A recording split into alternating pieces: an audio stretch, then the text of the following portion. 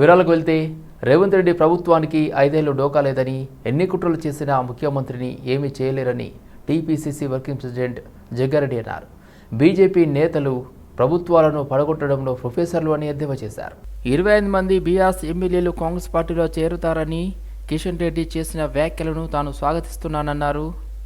అయితే బీజేపీ నుండి కూడా 5 ఎమ్మెల్యేలు తమ పార్టీలోకి వస్తున్నారని వ్యాఖ్యానించారు. మాజీ మంత్రులు కేటీఆర్, హరీష్ రావులు ముఖ్యమంత్రిపై బురద జల్లుతున్నారని విమర్శించారు. కాంగ్రెస్ పార్టీకి రాజకీయంగా బీజేపీ, బీఆర్ శత్రువులే అన్నారు. కాంగ్రెస్ అధికారంలోకి వచ్చాక ప్రతీకార రాజకీయాలకు పాల్పడొద్దన్న బీఆర్ఎస్ నేతల ఆరోపణలపై కూడా జగ్గారెడ్డి స్పందించారు. కాంగ్రెస్ ఏనాడు హత్య రాజకీయాలు ప్రోత్సహించలేదన్నారు. తెలంగాణలో ఎప్పుడూ హత్య రాజకీయాలు జరగలేదన్నారు. బీఆర్ఎస్, బీజేపీ పార్టీలు కాంగ్రెస్ ప్రభుత్వంపై చేస్తున్న అసత్య ఆరోపణలను ఖండిస్తూ భువనగిరి కాంగ్రెస్ ఎంపీ అభ్యర్థి చామల కిరణ్ కుమార్ రెడ్డి గారు వీడియో సందేశాన్ని విడుదల చేశారు. కేటీఆర్, హరీష్ రావు, బీజేపీ మహేశ్వర్ రెడ్డిని ఉద్దేశించి కిరణ్ కుమార్ రెడ్డి గారు మాట్లాడారు. కాంగ్రెస్ పార్టీ అధికారంలోకి వచ్చినప్పటి నుంచి సెక్రటేరియట్లో కూర్చొని 24 గంటలు పనిచేస్తున్న మంత్రులు ఉత్తమన్న ఒక ఆయన. గత ప్రభుత్వాలు చేసినటువంటి పౌర సరఫరాలకు సంబంధించినటువంటి ఈ ఒడ్లు కొనుగోళ్లల్లో ఎంత అవకతవకలు జరిగినాయో బీఆర్ఎస్లో మనకు తెలుసు. దాన్ని చక్కదిద్దే ప్రయత్నంలో ఈరోజు అత్యధికంగా కొన్నటువంటి పరిస్థితి ఉంది ఒడ్లు. ఈరోజు మీరు ప్రతిదాన్ని కన్ఫ్యూజ్ చేస్తూ యూ ట్యాక్స్ అని చెప్పి ఢిల్లీలో సీఎం పోస్టుకు ట్రై చేస్తుండని చెప్పి అసలు ఎందుకు రోజు మీడియా వాళ్ళు కనపడంగానే మీకేదో ఉత్సాహం వస్తున్నట్టు అనిపిస్తుంది. సో బీజేపీ నాయకుడు ముఖ్యంగా మహేశ్వర్ రెడ్డి గారు ఏది మాట్లాడినా కానీ మనం ప్రజలకు ప్రూవ్ చేయాల్సిన అవసరం ఉంటుంది. ఈ 4 రోజులు మాట్లాడి ఫేమస్ కావడం గొప్ప కాదు. మాట్లాడిన ప్రతి మాటను ప్రూవ్ చేయాల్సిన అవసరం ఉంటుంది. మాట్లాడే ముందు నీకు ఒక కీలకమైన పదవి ఇచ్చారు బీజేపీ వాళ్ళు, చాలా సంతోషం. కాకపోతే ఆ పదవిని అంత తొందరగా ఆ పదవిలో కూర్చొని ఏదో సాధించాలన్న ఆలోచనతోటే గతంలో కూడా మీరు విఫలమయ్యారు. మా పార్టీలు ఉన్నా కానీ పీఆర్పీలు ఉన్నా కానీ ఇప్పటికైనా ఆ కొత్త పార్టీకి పోయి అక్కడ మంచిగానే ఏదో మేనేజ్ చేసి పోస్ట్ తెచ్చుకోరు కాబట్టి ఆ పోస్ట్ ని జాగ్రత్తగా కాపాడుకోవాలని కోరుకుంటున్నా. ఎందుకంటే ఈ అసందర్భ ప్రేలాపనలు మాట్లాడటము, సంబంధం లేని సబ్జెక్టులు మాట్లాడటం వల్ల ఏమైపోద్దంటే ప్రజలు ఇంకొకసారి మీరు ప్రెస్ మీట్ పెడితే కూడా చూడని పరిస్థితికి వస్తారు. ఇప్పుడంటే బాగానే కవర్ చేస్తారు అన్ని పేపర్లు. 4 రోజుల తర్వాత ఇట్లనే రోజు మాట్లాడుతుంటే 4 రోజుల తర్వాత పట్టించుకోవడం బంద్ చేస్తారు. అరే ఈయన చెప్పే దాంట్లో ఏది కూడా ఈయనకు క్లారిటీ లేదని. ఇక పోతే హరీష్ రావు గారు 2014-18 మేనిఫెస్టోని ఇంప్లిమెంట్ చేయక ప్రజల్ని మోసం చేసిరు. మీ అంత గొప్ప వాక్చాతుర్యం లేదు. మేము పనిచేసి కూడా ప్రజల మధ్యానికి పోయి చెప్పాల్సిన అవసరం లేదు, ప్రజలే మమ్మల్ని అర్థం చేసుకుంటారని చెప్పి ప్రతి విషయాన్ని మేము ప్రజల సంక్షేమం కోసం పనిచేస్తున్నారు మా మంత్రులు, మా ముఖ్యమంత్రి గారు అందరూ కూడా.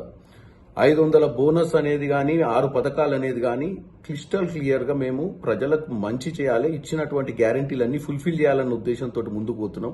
ముఖ్యమంత్రి రేవంత్ రెడ్డిపై బీఆర్ఎస్ వర్కింగ్ ప్రెసిడెంట్ కేటీఆర్ తీవ్రస్థాయిలో మండిపడ్డారు.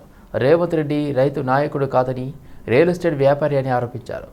రుణమాఫీ విషయంలో రైతులను, నిరుద్యోగులను మోసం చేశారన్నారు. 420 హామీలు నెరవేర్చని కాంగ్రెస్ నేతలకు ఎమ్మెల్సీ ఎన్నికల్లో బుద్ధి చెప్పాలని పిలుపునిచ్చారు. పేద ఆడబిడ్డలకు తులం బంగారం కాదు కదా, తులం ఇనుము కూడా ఇవ్వలేదని కేటీఆర్ ఎద్దేవా చేశారు. వరంగల్, ఖమ్మం, నల్గొండ గ్రాడ్యుయేట్స్ ఎమ్మెల్సీ ఉప ఎన్నికల నేపథ్యంలో ఆయన ప్రచారం నిర్వహించారు. పాలనలో మార్పు అంటే 2 బీఆర్ఎస్ కార్యకర్తలను హత్య చేయడమేనా అని మండిపడ్డారు. పచ్చగా ఉన్న రాష్ట్రంలో హత్య రాజకీయాలు చేస్తున్నారని ఆరోపించారు. ఎన్నికలకు ముందు వడ్లకు 500 రూపాయల బోనస్ ఇస్తామని చెప్పి ఇప్పుడు సన్న వడ్లకే అని మెలికలు పెడుతున్నారని విమర్శించారు. అదేవిధంగా కాంగ్రెస్ ప్రభుత్వం దివాలాకోరు రాజకీయం చేస్తుందన్నారు. మాజీ మంత్రి మేడ్చల్ ఎమ్మెల్యే మల్లారెడ్డికి మరో షాక్ తగిలింది. సామీర్పేట మండలంలోని బోమ్రాస్పేట పెద్ద చెరువు ఎఫ్టీఎల్లో నిర్మించిన ప్రహారీ గోడను అధికారులు కూల్చివేశారు. చెరువు ఎఫ్టీఎల్లో అక్రమంగా గోడ నిర్మించారని ఫిర్యాదులు వచ్చాయి. దీంతో జేసీబీలతో ప్రహారీ గోడను కూల్చివేశారు. మేడ్చల్ జిల్లా షామీర్పేట్ మండలం బొమ్మరాసిపేట గ్రామ పరిధిలోని పెద్ద చెరువు ఎఫ్టీఎల్ స్థలంలో మాజీ మంత్రి మల్లారెడ్డి అక్రమంగా నిర్మించిన ప్రహారీ గోడను కూల్చివేశారు ఇరిగేషన్ అధికారులు. సుమారు 25 ఎకరాల ఎఫ్టీఎల్ స్థలంలో నిర్మించిన ప్రహారీ గోడను తొలగించగా అందులో మాజీ మంత్రి మల్లారెడ్డికి సంబంధించిన సర్వే నెంబర్ 408లో 7 ఎకరాల ప్రహారీ గోడను ఉన్నతాధికారులు డిఎల్పిఓ ఆదేశాల మేరకు షామీర్పేట రెవెన్యూ ఇరిగేషన్ అధికారులు జేసీబీ సహాయంతో కూల్చివేశారు.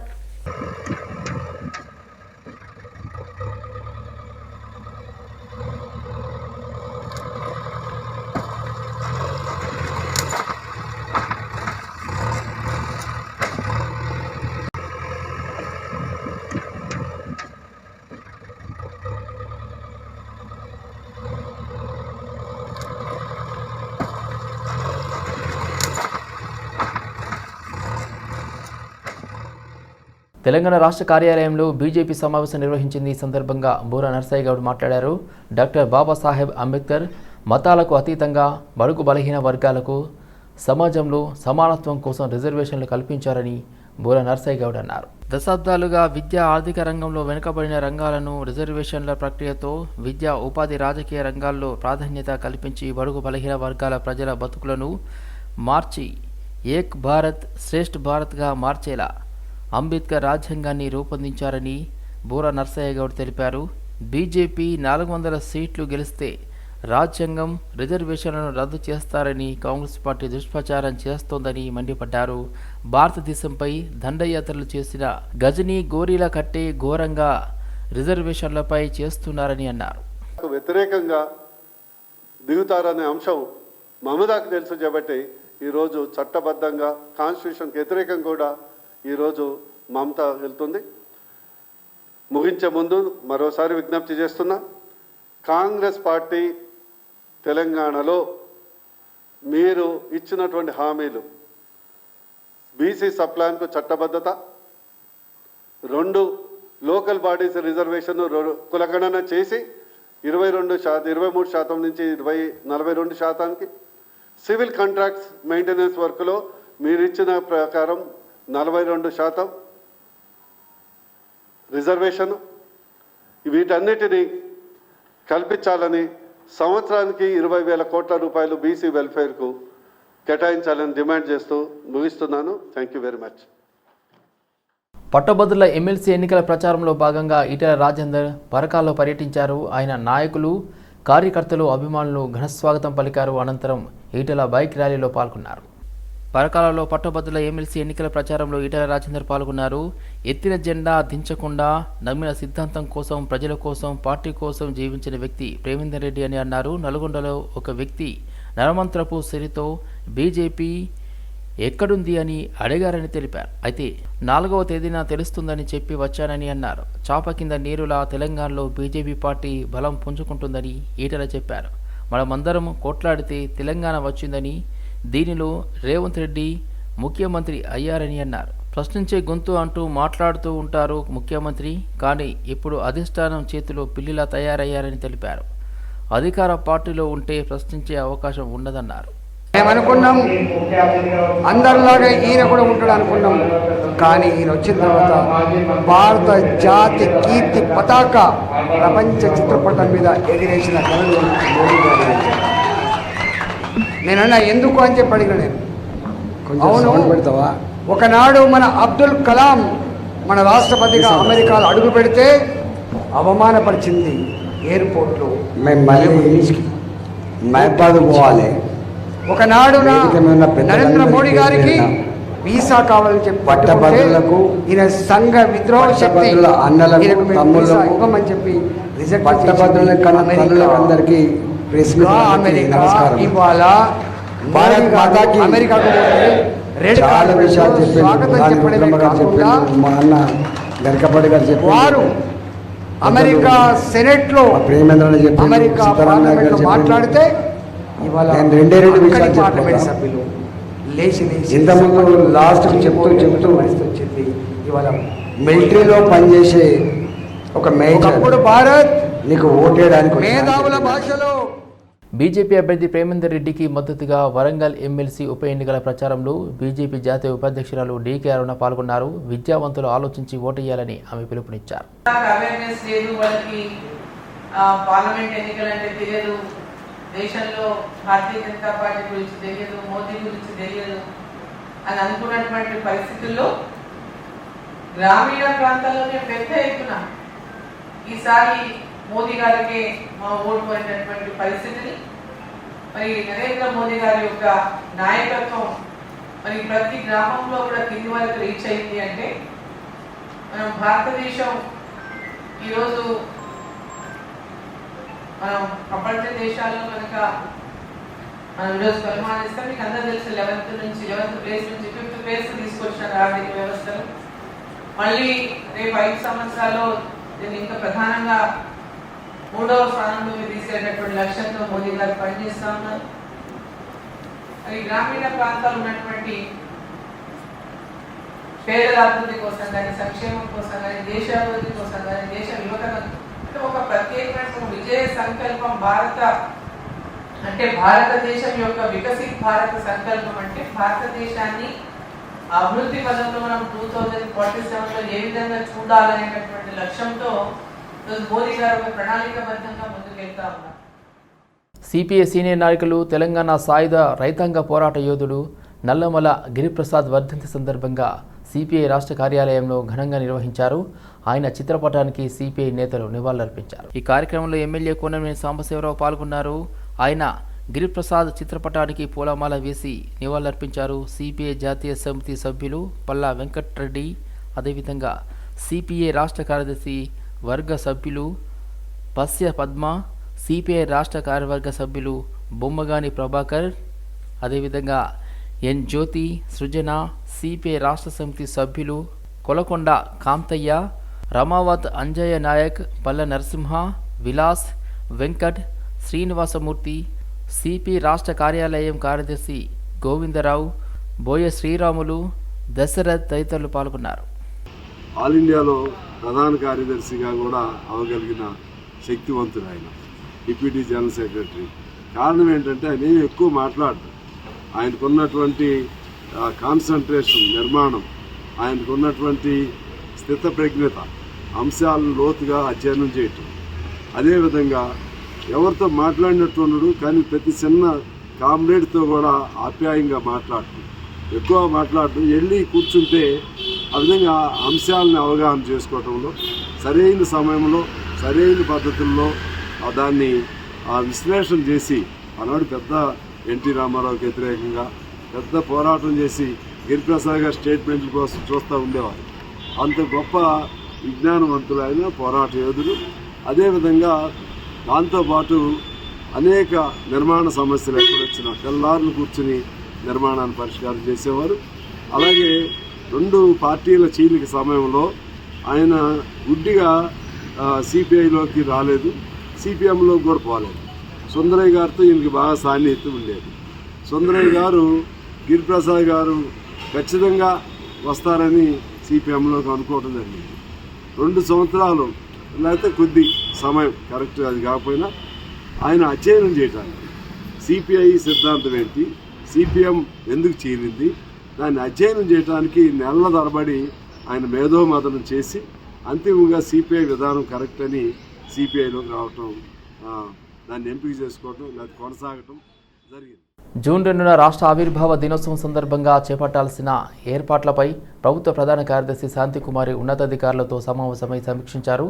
రాష్ట్ర ఆవిర్భావ దినోత్సవాన్ని నిర్వహించేందుకు ఈసీ ప్రభుత్వానికి అనుమతి ఇవ్వడంతో అందుకు తగిన విధంగా విస్తృతంగా ఏర్పాటు చేయాలని ప్రభుత్వ ప్రధాన కార్యదర్శి అధికారులను ఆదేశించారు. రాష్ట్ర ఆవిర్భావ దినోత్సవ వేడుకలను సికింద్రాబాద్లోని పరేడ్ గ్రౌండ్లో నిర్వహించనున్నట్లుగా సిఎస్ తెలిపారు. గౌరవనీయులైన ముఖ్యమంత్రి ముందుగా గన్ పార్కును సందర్శించి తెలంగాణ అమరవీరుల స్తూపం వద్ద అమరవీరులకు నివాళులర్పిస్తానని అన్నారు. ఈ సందర్భంగా పరేడ్ గ్రౌండ్ వద్ద చేపట్టాల్సిన ఏర్పాట్లపై అధికారులకు సిఎస్ దిశానిర్దేశం చేశారు. ప్రముఖులు ప్రయాణించే మార్గాలలో అవసరమైన బందోబస్తు ఏర్పాటు చేయాలని, పార్కింగ్ స్థలాలను కేటాయించేటప్పుడు ట్రాఫిక్ రూట్ మ్యాప్ను సిద్ధం చేసి ట్రాఫిక్కు అంతరాయం కలగకుండా జాగ్రత్తలు చేపట్టాలని పోలీస్ శాఖను ఆదేశించారు. ప్రజలు ఎండకు గురి కాకుండా బారికేటింగ్ ఏర్పాటు చేసి షామియాలతో నీడ ఏర్పాటు చేయాలని ఆర్ఎండ్బి శాఖను ఆదేశించారు. భాగ్యనగర వాసులకు హైదరాబాద్ మెట్రో రైలు శుభవార్త చెప్పింది. మెట్రో రైలు ప్రయాణ వేళల్లో స్వల్ప మార్పు చేసింది. ఇక నుంచి ప్రతి శుక్రవారం రాత్రి 11:45 వరకు మెట్రో రైలు సర్వీసులు ఉంటాయని వెల్లడించింది. ప్రతి శుక్రవారం మెట్రో ప్రయాణ వేళలను పొడిగించనున్నట్లుగా తెలిపింది. పొడిగించిన సర్వీసు వేళలతో లేట్ మీటింగ్స్, ట్రాఫిక్ జామ్ ఇబ్బందులు ఇక మీకు అడ్డుండవు.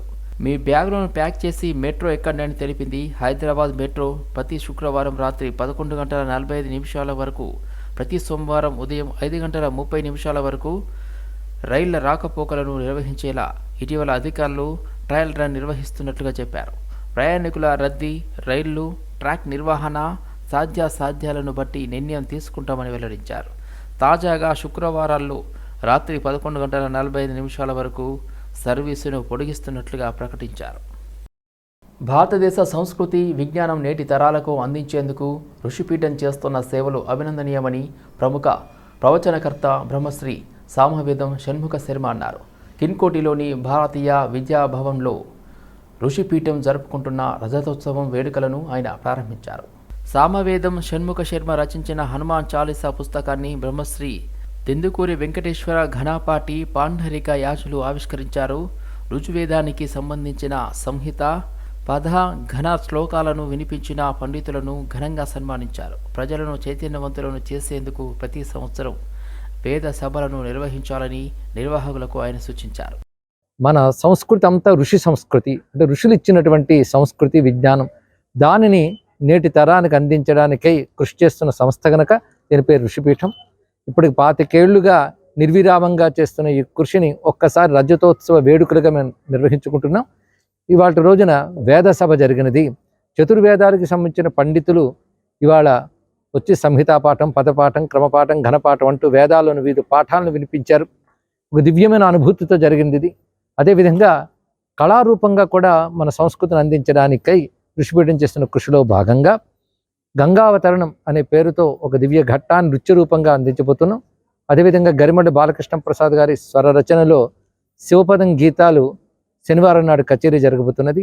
అదేవిధంగా ఆదివారం నాడు ఋషిపీఠం పెద్ద సభ ఆత్మీయ సత్కారం పేరుతో మొత్తం ఋషిపీఠం యొక్క ప్రస్థానం ఆరో తెలుసుకుంటూ దేశవ్యాప్తంగా ఉన్న ఋషిపీఠానికి కృషి చేస్తున్న పెద్దలందరినీ సత్కరించడం జరుగుతున్నది. ఈ 4 రోజులు వేదాల సంక్షిక ప్రతీకగా చేస్తున్న ఉత్సవం ఇది. సహకరిస్తున్న పాత్రికేయులందరికీ కూడా అభినందనలు, నమస్కారాలు. విశేషించి ఈ కార్యక్రమానికి ప్రపంచవ్యాప్తంగా ఋషిపీఠ అభిమానులు అందరూ విచ్చేస్తున్నారు. మద్యం మత్తులో హల్చల్ చేసిన యువకుణ్ణి నాగోల్ పోలీసులు అరెస్ట్ చేశారు. నాగోల్ పోలీస్ స్టేషన్ పరిధిలోని పతుల్లాగూడ రోడ్లో వాకింగ్ చేస్తున్న సీనియర్ సిటిజన్స్ పట్ల మద్యం సేవిస్తూ అసభ్యంగా ప్రవర్తించిన విషయం తెలిసిందే. ఫిర్యాదుగూడకు చెందిన ఎలెక్స్ బోడిచెర్ల అనే వ్యక్తితో పాటు ఓ యువతిని అరెస్ట్ చేశారు నాగోల్ పోలీసులు. నాగోల్ పోలీస్ స్టేషన్ పరిధిలోని పతుల్లాగూడలోని సీనియర్ సిటిజన్స్ పట్ల మద్యం సేవిస్తూ అసభ్యంగా ప్రవర్తించారు. ఎలెక్స్ బుడిచెర్ల అనే వ్యక్తితో పాటు ఓ యువతిపై 341, 504 సెక్షన్ల కింద కేసు నమోదు చేశారు. హైదరాబాద్ లకిడీ కపూర్లోని ఓ హోటల్లో హల్వా తిని మహిళ అస్వస్థతకు గురైంది. మల్కాజ్గిరి ప్రాంతానికి చెందిన స్రవంతి కుటుంబ సభ్యులతో కలిసి హోటల్కు వెళ్ళింది. హోటల్లో క్యారెట్ హల్వా తిన్న తర్వాత డీహైడ్రేట్కు గురై కడుపు నొప్పి రావడంతో ఆసుపత్రికి వెళ్లి పరీక్షించుకుంది. తనకు ఫుడ్ పాయిజన్ అయినట్లు నిర్ధారించుకుని బాధితురాలు ఖైరతాబాద్ పోలీసులకు ఫిర్యాదు చేసింది. బాధితురాలు ఫిర్యాదు మేరకు కేసు నమోదు చేసిన పోలీసులు ఫుడ్ సేఫ్టీ అధికారులకు సమాచారం అందించారు. ఫుడ్ శాంపిల్స్ను ల్యాబ్కు పంపించినట్లు ఖైరతాబాద్ సిఐ రాజశేఖర్ పేర్కొన్నారు. ప్రెసిడెంట్ ఆఫ్ మల్కాజ్గిరి పర్సన్ నుండి మాకు కంప్లైంట్ వచ్చిందండి. లంచ్ గురించి ద్వారకా హోటల్కి వచ్చేసి లంచ్ చేసిన తర్వాత క్యారెట్ హల్వా మరి మూతాలు ఇంటికి తీసుకెళ్ళిన తర్వాత కన్స్యూమ్ చేసిన తర్వాత ఆమె కొద్దిగా చెడిపోవడమా పడకపోవడం వల్ల ఆమెకు వామిటింగ్స్ అయ్యి కంప్లైంట్ చేశారు. దీని మీద మేము డీటెయిల్గా ఎంక్వైరీ చేస్తున్నాము. ఫుడ్ ఇన్స్పెక్టర్ కూడా ఇన్ఫార్మ్ చేస్తున్నాము. శాంపిల్స్ కలెక్ట్ చేస్తున్నాము. 7 times వెళ్ళిన సీసీటీవీ ఫుటేజ్ కూడా కలెక్ట్ చేసి మిగతా వాళ్ళని కూడా స్టేట్మెంట్స్ రికార్డ్ చేస్తున్నాం. మిగతా వాళ్ళని కూడా ఎంక్వైరీ చేస్తున్నాము. ఫర్దర్గా ఇన్వెస్టిగేషన్లో దీని వల్ల విషయం తెలుస్తుంది. హైదరాబాద్ బొగ్గులకుంటలోని దేవాదాయ ధర్మాదాయ శాఖ కార్యాలయంలో ఆ శాఖ కమిషనర్తో సమ్మక్క పూజారులు చర్చలు జరిపారు. కమిషనర్ హనుమంతరావు ఇచ్చిన తాత్కాలిక హామీతో ఆందోళన విరమిస్తున్నట్లుగా పూజారులు తెలిపారు.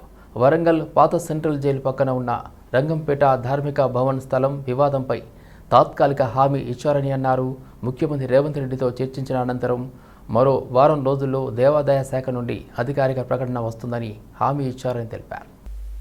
ఈ నెల 29, 30 2 రోజుల్లో నిర్వహించాల్సిన ఆందోళనను తాత్కాలిక వాయిదా వేసినట్లుగా కమిషనర్ ఇచ్చిన హామీపై అందరూ పూజారులు చర్చించి అధికారిక ప్రకటన చేస్తామన్నారు. 1993 అప్పటి కాంగ్రెస్ ప్రభుత్వం మేడారం దేవస్థానానికి 9 గుంటల భూమిని కేటాయించిందని తెలిపారు. వరంగల్ భద్రకాళి దేవాలయం కమిటీ తమకు కేటాయించిన భూమిని ఆక్రమించుకున్నారని వెల్లడించారు. తమకు కేటాయించిన స్థలంలో నిర్మించిన ధార్మిక భవన్కు సమ్మక్క సారక్క ధార్మిక భవన్గా పేరు మార్చి ఆ స్థలం భవనం పూర్తి హక్కులను మేడారం దేవస్థానానికి ఇస్తున్నట్లు ప్రభుత్వం అధికారికంగా జీవో విడుదల చేయాలని డిమాండ్ చేశారు. అప్పటి వరకు తమ ఆందోళన కొనసాగిస్తామని స్పష్టం చేశారు. నా పేరు చందా రఘుపతిరావు, సమ్మక్క పూజారి బయకపేట గ్రామము. ఈ ఇటీవల కాలంలో మరి electronic media, print media, WhatsApp, ట్విట్టర్లలో వస్తున్నటువంటి మరి సమ్మక్క సారలమ్మ జాతర మేడారం గద్దెలకు తాళాలు వేసి మరి 29, 30 తేదీలలో ధర్నా చేస్తామని పూజారులు ప్రకటించడం జరిగినది. దాని ఫలితంగా ఈరోజు దేవాదాయ శాఖ తెలంగాణ రాష్ట్ర కమిషనర్ గారు మరి చర్చలకు పిలవడం జరిగినది. ఈ సందర్భంగా మేము అడిగినటువంటి పలు సందేహాలు అంటే ఈ చర్చ వచ్చినటువంటి సందర్భము మరి సమ్మక్క సారలమ్మ జాతరకు అప్పటి మినిస్టర్ గారు అయినటువంటి జగన్నాయక్ గారు 1993లో స్థల కేటాయింపు చేశారని వారిని ఫోన్లో సంప్రదించేగా కూడా నేను కేటాయించింది సమ్మక్క సారలమ్మ జాతరకి. నేను దేవాదాయ శాఖకు జనరల్గా అప్పగించలేదు. దానికి సంబంధించిన పేపర్స్ కూడా కలెక్టర్ ఆఫీసులో కావచ్చు, మీ assistant commissioner office, DC deputy commissioner office లేదా కమిషనర్ ఆఫీసులోనే ఉంటాయి. అవి వ్యక్తిగతంగా తీసుకోండి అని చెప్పడం జరిగింది. అవసరం అనుకుంటే నేను రేవంత్ రెడ్డి గారి దగ్గరికి మరియు మరి కొండా సురేఖ గారి దగ్గరికి వచ్చి కమిషనర్ గారితో కూడా మాట్లాడతాను అని చెప్పడం జరిగింది. దానితోటి మేము ఈరోజు ఇంత పట్టుబట్టి ఖచ్చితంగా ధర్నాకు పిలిపివ్వడం జరిగింది. ఇది కమిషనర్ గారిని మేము ప్రస్తుతం అడిగిన సందర్భం అంటే కనీసం మరి దీని వెనకాల రాజకీయ కోణంలో ఉందా, ఏ రకంగా జరుగుతుందా అనేది వేద పాఠశాల అక్కడ ఉంచడం అనేది మరి సంబంధం లేనప్పటికీ కూడా మాకు ఈ ఒక అనుమానం అనేది వచ్చింది. స్థలము మాది, ఆదాయం మాది, డబ్బులు మేము వేసుకున్న వాటాధనము మాది. కాబట్టి ఈ స్థలాన్ని వేరే వారికి అప్పగిస్తానంటే మేము ఒప్పుకోము. అది మాకు కేటాయించాల్సి, మాకు వసతులు లేని కాలంలో అప్పటి మినిస్టర్ గారు ఇచ్చినటువంటి స్థలము. కాబట్టి మరి కమిషనర్ గారు ఏమన్నారు, మాకు కనీసం మా నమ్మకం కోసమైనా మేము ధర్నా చేస్తున్నాము, వద్దని అంటున్నారు మీరు. మరి దాన్ని మేము విరమించుకోవాలా లేదా అనేది మేము మా భుజాలుగా మళ్ళీ తీర్మానం చేసుకున్న తర్వాత ప్రకటన చేస్తాము. కానీ మా నమ్మకం కోసము మీరు ధార్మిక భవనని జనరల్గా అన్ని దేవస్థానాలను ఉద్దేశించి పెట్టింది. ప్రొఫెసర్ జయశంకర్ తెలంగాణ రాష్ట్ర వ్యవసాయ విశ్వవిద్యాలయం రైతులకు నాణ్యమైన విత్తనం అందించాలనే ఉద్దేశంతో ప్రతి సంవత్సరం మే 24న విశ్వవిద్యాలయం పెద్ద ఎత్తున విత్తన మేళను నిర్వహిస్తుంది. ఈ సందర్భంగా తాండూరులోని వ్యవసాయ పరిశోధనా స్థానంలో తాండూరు ప్రధాన శాస్త్రవేత్త డాక్టర్ సి సుధారాణి అధ్యక్షత వహించారు. ఈ కార్యక్రమంలో శాస్త్రవేత్త డాక్టర్ సుజాత మాట్లాడారు. విత్తనాలలో నాణ్యత, జన్యు స్వచ్ఛత ఏ విధంగా గుర్తించాలని, అదేవిధంగా జన్యుపరమైన బౌద్ధిక స్వచ్ఛత కలిగిన విత్తనాన్ని వాడడం వలన 10 నుంచి 15% అధిక దిగుబడులు సాధించే ఆస్కారం ఉందని ఆమె వివరించారు. తర్వాత శాస్త్రవేత్త యమున వివిధ పంటలలో విత్తన శుద్ధి ప్రాముఖ్యతను గురించి తెలిపారు. డాక్టర్ కె శేఖర్ శాస్త్రవేత్త మాట్లాడుతూ కందిలు అంతర్ పంటగా పెసర, మినుము, సోయా చిక్కుడు, కొర్రలు సాగు చేసుకున్నట్లయితే అధిక లాభాలు పొందవచ్చని శాస్త్రవేత్త డాక్టర్ కె శేఖర్ తెలిపారు. అంటే డిస్ప్లే చేసేసి వాటి గుణగణాలు అయితేనేమి, యాజమాన్య పద్ధతులు ఇవన్నీ కూడా ఎంత సీడ్ ప్రొడక్షన్ చేస్తున్నాము అదే స్టేషన్కి వెళ్ళి తీసుకోవడము, లేకపోతే హైదరాబాద్లో మాత్రం పెద్ద ఎత్తున యూనివర్సిటీలో మన గ్రౌండ్స్లో ఏమవుతుందంటే అన్ని స్టేషన్స్ ఏ ప్రొడ్యూస్ చేస్తారో అవన్నీ కూడా డిస్ప్లే, సేల్ ఇవన్నీ కూడా ఉంటాయన్నమాట. ఇకపోతే మన కంది తీసుకున్నట్టయితే 2021లో TDRG 59 తెలంగాణ కంది 3 రిలీజ్ అయిన తర్వాత మనకు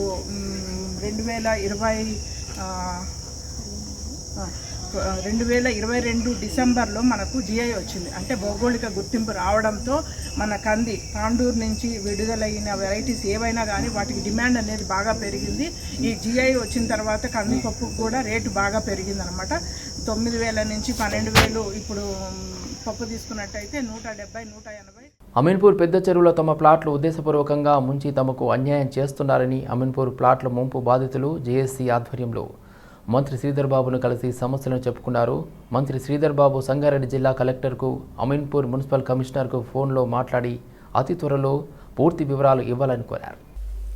దీనికి స్పందించిన సంగారెడ్డి జిల్లా కలెక్టర్ వల్లూరి క్రాంతి అమీన్పూర్లో పర్యటించారు. అదే సమయంలో ఇరిగేషన్ అధికారులు సమస్య ఉన్న అమీన్పూర్ పెద్ద చెరువు కాకుండా పక్కనే ఉన్న కొత్త చెరువుకు చూపించారని, సమస్యను పక్కదారి పట్టించి తమకు అన్యాయం చేస్తున్నారని మండిపడ్డారు.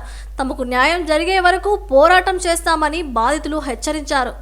ఈ ఇరిగేషన్ డిపార్ట్మెంట్ వాళ్ళు దారి మళ్లించి చెరువు కట్ట కింద నుంచి లోయర్ ట్యాంక్ బండ్ నుంచి కొత్త చెరువుకి చెరువు కట్ట కింద నుంచి చెరువు కట్ట పైన అసలు మేడం గారికి నడిపించలేదు, చూపించలేదు.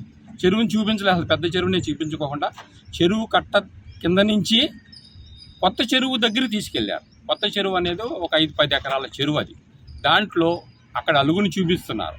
మాకు కావాల్సింది పెద్ద చెరువు యొక్క అలుగులు, పెద్ద చెరువు యొక్క తూములు చూపించాలి, అక్కడ విషయాన్ని తెలియజేయాలి. అలా తెలియజేయకోకుండా ఇరిగేషన్ డిపార్ట్మెంట్ వాళ్ళు మేడం గారిని కొత్త చెరువుకి సంబంధించిన అలుగులు చూపించారు. ఇది చాలా మిస్గైడ్ చేస్తున్నారు మేడం గారిని. ఇది దయచేసి మేడం గారి దృష్టికి వెళ్ళాలనే ఉద్దేశంతో మేము తెలియజేస్తున్నాము. ఈ విధంగా కుట్రపూరితంగా ఇరిగేషన్ వాళ్ళు ప్రతిదీ కాడ మమ్మల్ని ముంచే ప్రయత్నమే చేస్తున్నారు.